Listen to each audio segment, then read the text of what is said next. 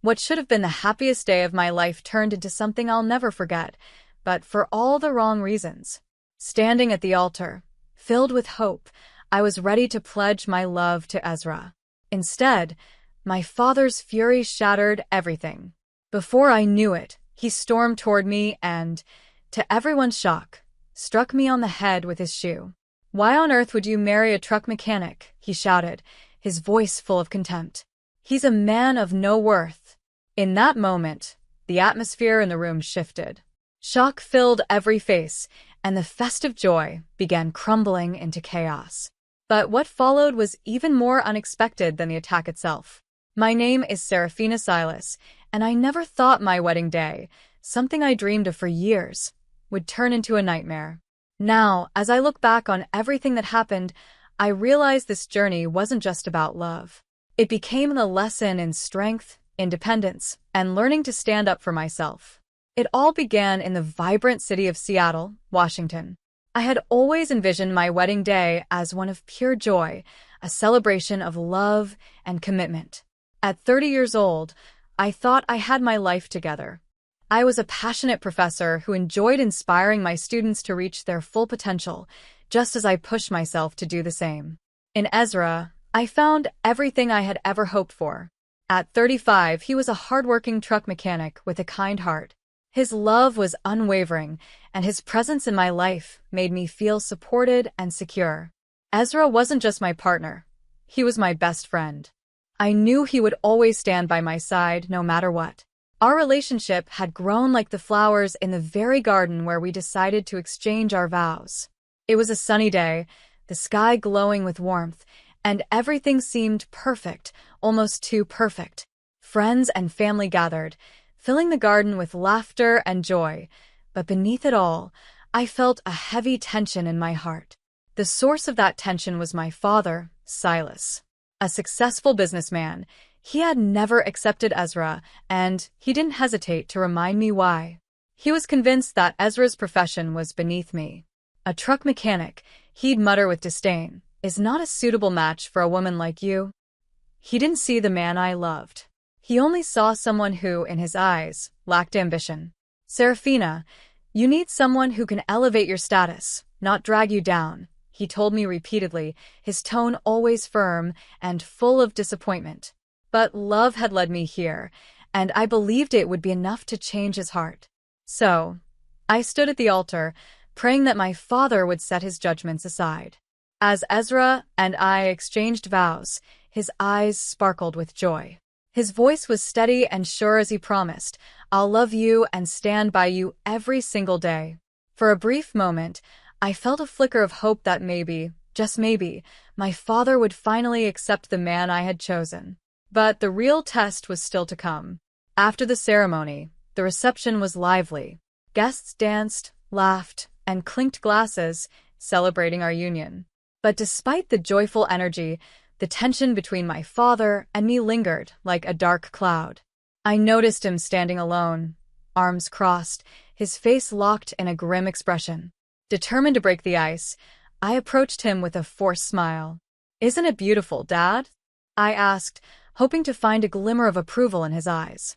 He scoffed. "It's just a show, Saraphina. You deserve better than this." His words hit me hard, but I tried to brush them off. Ezra noticed my shift in mood and reached for my hand under the table, giving it a reassuring squeeze.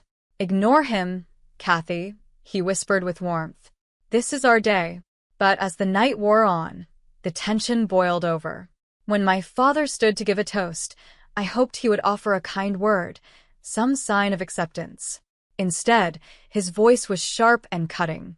"I am deeply disappointed in this marriage," he began, his words slicing through the cheerful atmosphere. "I don't understand how marrying a truck mechanic will ever make my daughter happy. You're settling, Saraphina. I expected more from you." Gasps rippled through the crowd. My face flushed with embarrassment, and my heart sank. I wanted to defend Ezra, to shout that love was more important than social status, but the words wouldn't come. Ezra, however, didn't hesitate. He stood tall, his voice calm but full of conviction. "I love Saraphina, and I will always respect and support her. That's what really matters." But my father sneered, dismissing Ezra's words with a bitter laugh. Love isn't enough to build a life on. You'll ruin her life. Mark my words. I couldn't stay silent any longer. Dad, please, I begged, struggling to keep my voice steady. This is our wedding day. Before I could say more, everything spiraled out of control. My father, consumed with rage, yanked off his shoe and struck me on the head. The room went still, every guest frozen in disbelief. The pain wasn't just physical, it was the betrayal that cut the deepest. Tears welled in my eyes, and I felt the weight of every horrified stare around me. Ezra reacted immediately, his face dark with anger. How dare you touch her, he shouted, his voice booming through the stunned silence. He lunged toward my father, and in an instant, chaos erupted. Family members rushed forward, trying to pull them apart as the scene turned into a frenzy. My mother hurried to my side, her eyes filled with sorrow. Saraphina, I'm so sorry, she whispered, wrapping her arms around me. But her embrace felt fragile against the storm that had been unleashed. Just when it seemed like things couldn't get worse, the sound of police sirens cut through the night air. One of my aunts had called the authorities, and within minutes, officers arrived, pulling my father away from the chaos. His face twisted with rage, he shouted curses as they escorted him out of the garden. I watched, heartbroken, as what was supposed to be a day of joy dissolved into a nightmare. Guests began to leave, murmuring words of sympathy and confusion. I turned to Ezra, who stood beside me with a split lip and eyes filled with a mix of anger and sadness. He wrapped me in a tight embrace, his voice heavy with emotion. I'm so sorry, Saraphina. This isn't what I wanted for us. In that moment, standing amid the wreckage of what should have been the happiest day of our lives, I knew our journey was far from over. Waking up the morning after my disastrous wedding felt like stepping into a fog of emotions.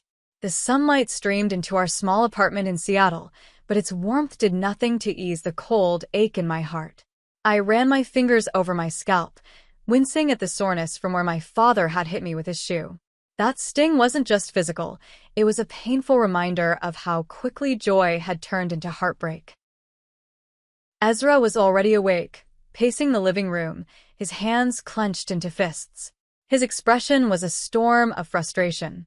Saraphina, we can't just let this slide, he said, his voice firm, though I could hear the concern underneath. I nodded slowly, staring at my trembling hands. He was right. We couldn't ignore what had happened. But the thought of standing up to my father again filled me with dread. What are we supposed to do, Ezra? I whispered, barely able to get the words out. I've spent my whole life hoping for his approval. Ezra stopped pacing and knelt down beside me, his hands gently clasping mine. Your father hit you on your wedding day, he said, his voice soft but determined. That's not love, Kathy.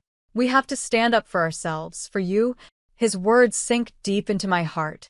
For years, I had held on to the hope that my father would one day accept me. But it was becoming clear that waiting for his approval was a dead end. A new resolve started to build inside me. You're right, I murmured, my voice gaining strength. We need to do something. We can't let this control our lives anymore. With that, we decided to take action. Our first plan was to gather support from family members who had witnessed the chaos at the wedding. If they stood with us, it would make it harder for my father to deny what he'd done. The thought of confronting my family made my pulse quicken, but I knew it was necessary. Over the next few days, I made phone calls to key relatives, Juliet, Uncle Atlas, and my cousin Isadora. To my surprise, their reactions were far more supportive than I had expected. Juliet's voice was warm with sympathy when she said, Saraphina, we've all seen how controlling your father can be. It's about time someone stood up to him.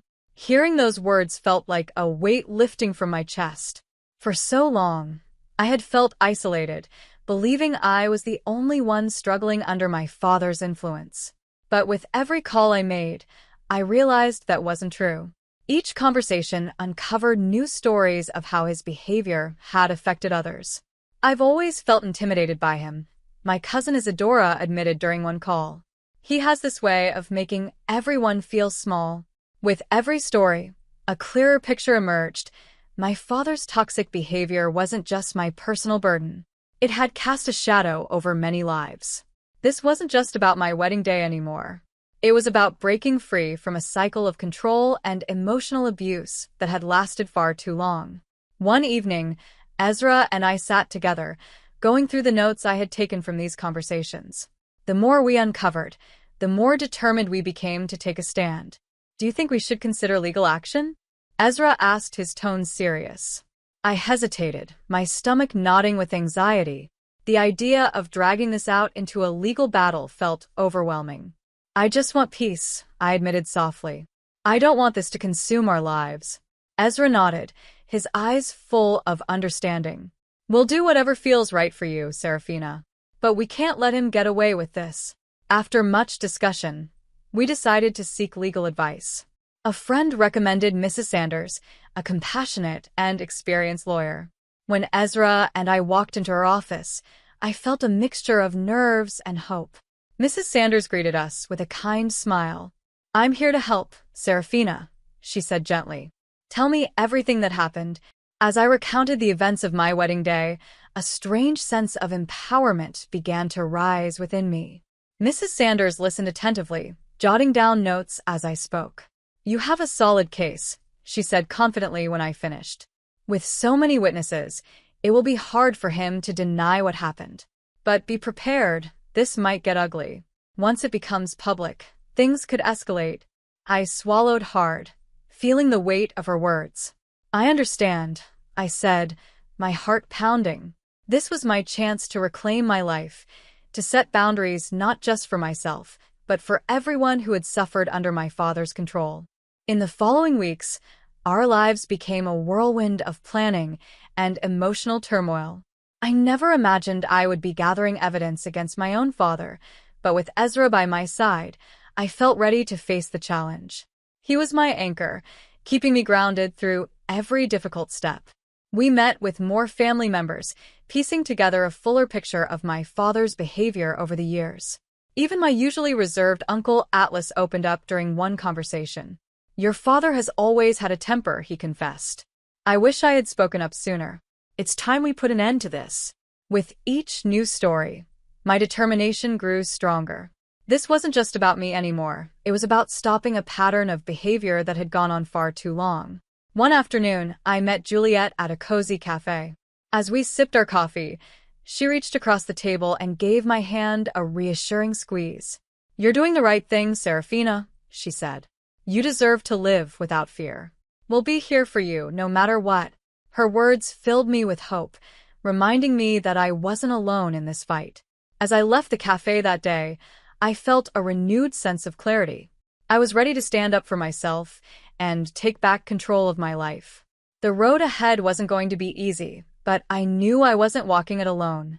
With Ezra by my side and the support of my family, I felt stronger than ever.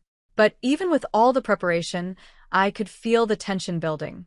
Each passing day brought us closer to the inevitable confrontation with my father. The weight of that moment loomed heavy on my heart. Still, for the first time in a long time, I felt a sense of purpose. The path before me was daunting, but I was ready to face it head-on. It was time to fight for my freedom and reclaim the life I deserved. I was no longer the quiet daughter, waiting for approval that would never come. I had stepped into a new role, a woman determined to reclaim her life. Ezra and I spent endless hours strategizing for the inevitable confrontation with my father. Late one evening, as we sat at the kitchen table, Ezra looked at me, concern etched in his eyes. "Are you sure about this, Saraphina?" he asked gently. "Once we confront him, there's no going back." I took a deep breath, feeling the weight of the moment. "I know, Ezra," I replied, steadying my voice. "But I can't keep living in fear. This isn't just for me. It's for everyone he's hurt. I have to do this." The following week, we set up a meeting with my father at his office. I knew this confrontation wouldn't be easy. My father thrived in environments where he held all the power, and walking into his domain would be a challenge. To prepare, I chose my outfit carefully, something that made me feel both confident and strong. As I stood in front of the mirror, I reminded myself, I wasn't just his daughter, I was a woman who deserved respect. When we arrived at Silas's office, the tension was thick in the air. The walls were adorned with awards and photos of my father standing beside influential figures, a stark reminder of the authority he wielded. Ezra and I exchanged a glance, a silent agreement that we were ready to face whatever lay ahead. "Dad, we need to talk," I said firmly as I stepped into his office. My voice didn't waver. He looked up from his desk, surprise flashing across his face, but it quickly vanished, replaced by an icy glare. "Catherine, what is this about?" he asked sharply, folding his arms across his chest. I glanced at Ezra, who gave me a reassuring nod. "It's about what happened at my wedding. You can't treat people like that, especially your own daughter," I said, standing tall. My father leaned back in his chair, his expression hardening. "You chose to marry that mechanic. You've brought shame on this family," he snapped, his voice rising with anger. "Shame?" I shot back, feeling my pulse quicken. "I love Ezra, and you didn't even give him a chance. Instead, you attacked me." My heart was pounding, but I was resolute. He scoffed, waving a dismissive hand. "You think you know better than me? You're just a child, playing house." I could feel the anger bubbling inside me, but I refused to back down. No, Dad. "I'm an adult, and it's time you recognize that. Your abusive behavior has hurt more than just me." My father's face flushed with anger, but I pressed on, my courage growing with every word. "I've talked to family members who saw what happened at the wedding. They're standing with me." He sneered, his face dark with rage. "They're just jealous of our success." I stepped closer, feeling a surge of strength. "This isn't about success, Dad. It's about respect. You've bullied us all for too long, and I won't let it continue. I deserve to live my life free from your control." Ezra moved beside me, placing a steady hand on my shoulder. "Silas, this isn't just about Saraphina. It's about breaking the cycle of abuse that has impacted your entire family." The room fell silent. For a moment, my father sat in stunned disbelief, struggling to process the shift in power. His anger flickered, then dimmed as the weight of our words settled on him. "You think you can just walk away from this family?" he asked bitterly. "You think you can take me down?" "It's not about walking away," I replied, my voice calm but unwavering. "It's about breaking free from your toxic behavior. I'm taking legal action. You can't treat people this way and expect no consequences." His face twisted with rage, and for a moment, I feared he would lash out again. But instead, he slumped in his chair, deflated. The reality of the confrontation seemed to sink in, and the man who once loomed so large in my life suddenly seemed smaller. "You wouldn't dare," he muttered weakly. "I already have," I said, my voice steady. "And I'm not afraid of you anymore." In that moment, a wave of liberation washed over me. I had stood up to my father, confronted his abuse, and reclaimed my independence. It was a victory, not just for me, but for everyone who had suffered under his control. As we left his office, the weight I had carried for so long seemed to lift off my shoulders. Ezra wrapped his arms around me, holding me close. "You did it, Saraphina," he whispered, pride glowing in his eyes. "You stood up to him." Tears welled in my eyes, but they were tears of relief and gratitude. "Thank you for believing in me," I whispered, my voice full of emotion. "I couldn't have done it without you." That day marked a turning point in my life. I knew that breaking free from my father's grip wouldn't happen overnight, but I was ready for the fight ahead. With Ezra by my side and the support of my family, I felt stronger than ever. The weeks following the confrontation were both empowering and exhausting. I had taken a stand, but the weight of that decision still lingered. Ezra and I continued gathering evidence and testimonies from family members, each conversation strengthening my resolve. I could feel the tide turning in my favor, and it gave me hope. One afternoon, Ezra and I sat in the living room, surrounded by papers, notes, and legal documents. The room was cluttered, but it represented progress, a step toward reclaiming my life. "Every story we've collected shows the same pattern," I said, flipping through the pages. "It's not just me. He's been hurting people for years." Ezra nodded. And now it's time to put an end to it. I smiled, grateful for his unwavering support. The road ahead was still uncertain, but I knew I wasn't alone. With Ezra and my family by my side, I felt ready to face whatever challenges lay ahead. The confrontation with my father was just the beginning, but for the first time, I felt a sense of freedom and clarity. I had chosen to fight for my happiness, and I was determined to reclaim the life I deserved, on my own terms. One afternoon, my phone rang. It was Juliet. "Catherine, I heard about your confrontation with your father," she said, her voice warm with pride. "I'm so proud of you. We need to talk about how we can support you through this." Her words meant the world to me. Juliet had always been a source of strength in my life, and knowing she was in my corner gave me the courage I needed to keep moving forward.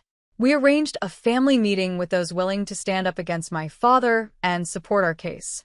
When we gathered in Juliet's cozy living room, I felt the energy shift. I could see the determination in their eyes as they shared their stories of how my father's behavior had hurt them.